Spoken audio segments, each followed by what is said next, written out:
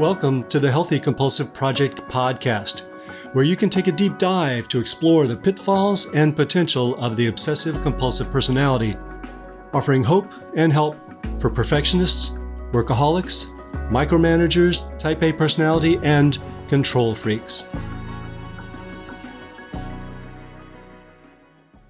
Hello, everyone. Gary Trosclair here, psychotherapist, Jungian psychoanalyst, and author of the Healthy Compulsive Project book, blog, and podcast.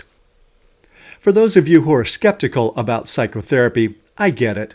Who's to know whether what goes on behind closed doors does any good? And isn't it in the interest of the therapist to excavate all sorts of problems to keep those checks coming in?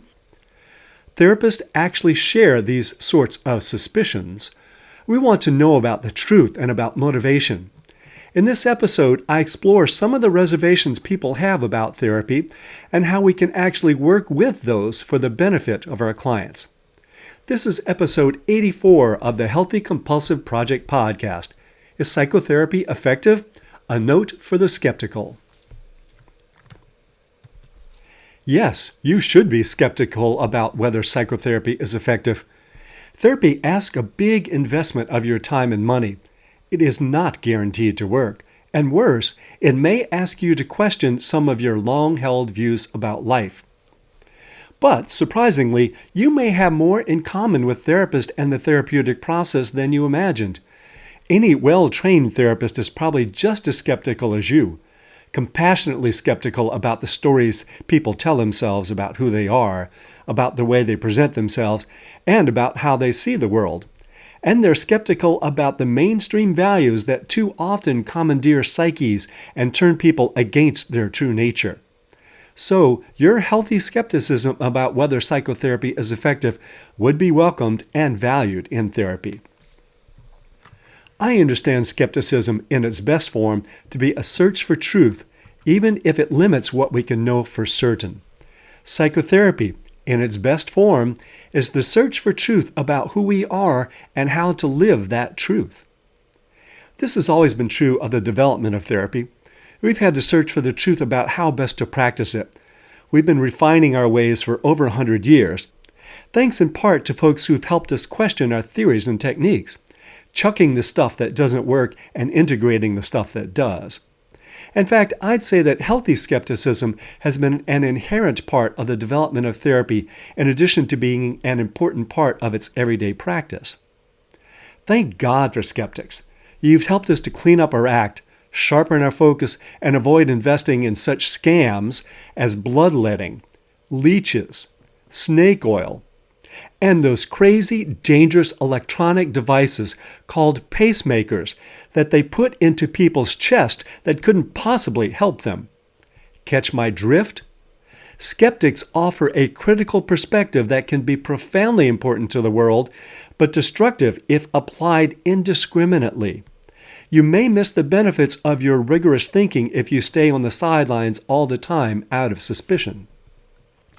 You might also be skeptical about whether therapy could be helpful to you personally. The way therapists sometimes present it, it might sound to you as if therapy were only for people who have been abused, traumatized, or disabled by mental illness.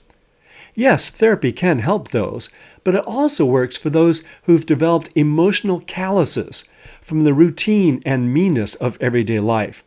For those who struggle with trusting that anyone or anything could help them, and for those whose strength is driving them crazy. It's clear that therapy works for most people. Yes, there are outliers for whom it doesn't work. My hope is that we can help many of these by explaining what it means to work on it in therapy, so that they can become equal partners in the process so that they won't wander aimlessly. And if you're curious about that, you might check out my book called I'm Working on It in Therapy, which you can find at Amazon. Good therapy will not leave you stuck in the past. While it is important to understand the effects of your parents' and early environment, the whole point is to help you live in the present, not as if you were still in the past reacting to your parents' deficits. Abuse, trauma, and neglect need to be acknowledged in order to achieve insight, resilience, and compassion, but not to hunker down in blame.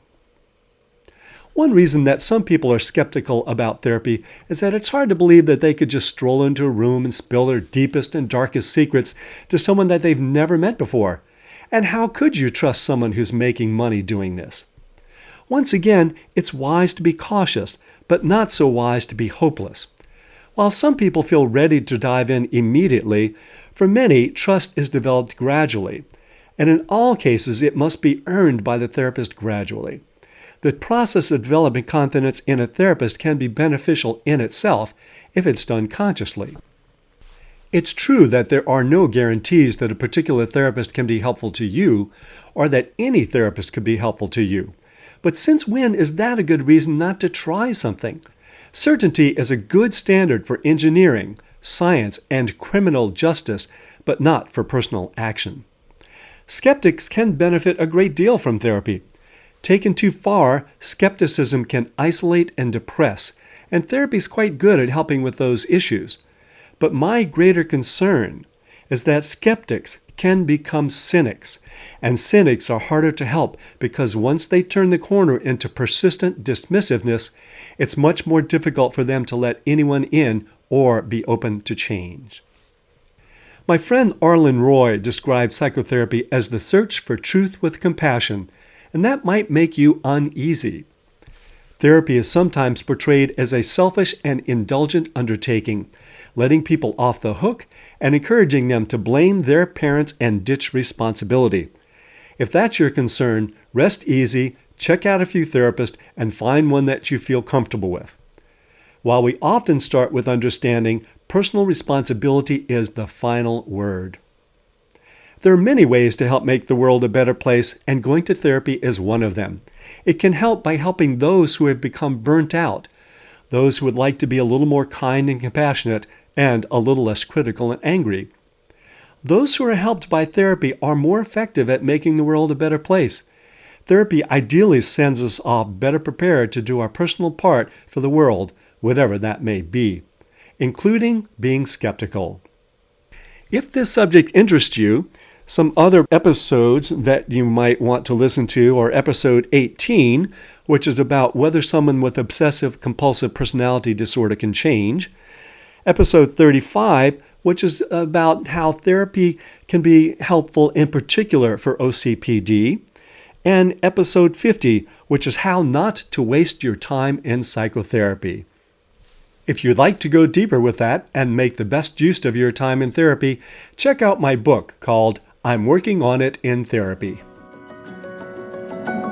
You can find transcripts of this podcast with links to research sources and lots more at the Healthy Compulsive blog, www.thehealthycompulsive.com. If you'd like to subscribe to the Healthy Compulsive podcast, hit that subscribe button. And for a thorough guide to cultivating the positive potential of the compulsive personality, find my book on Amazon, The Healthy Compulsive, Healing Obsessive-Compulsive Personality Disorder and Taking the Wheel of the Driven Personality. And if you find any of these helpful, let others know by leaving a review. Till next time, enjoy the drive.